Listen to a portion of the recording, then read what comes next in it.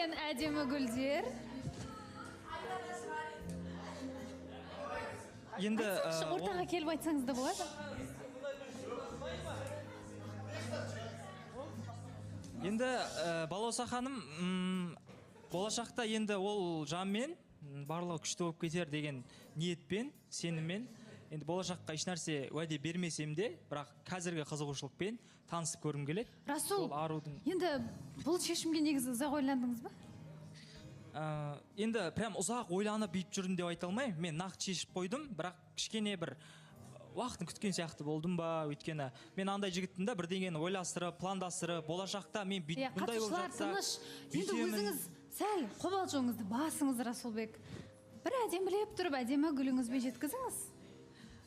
Негізі мен болашаққа план құрмайтын жігітпін.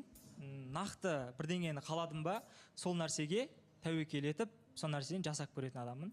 Сондықтан мен Асеммен танысып көргім келеді. Ортаға алдырса, ортаға келсе. Әсем, келіңіз.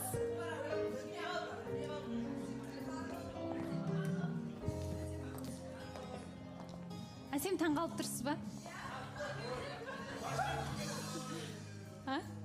Қобалжып тұрмын кішкене. Қобалжып тұрмын. Иә, танысып көрейік. Танысып көрейік, иә, жақсы. Расул, гүліңізді берсеңіз.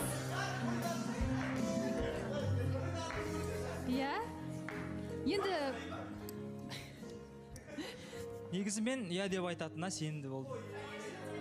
Байқадық. Иә, бірақ шынымен білмеймін неге екенін, сондай қобалжу пайда болды ішімде. Бірақ осы кезге дейін Қосылайық тарихында дәл осындай қобалжу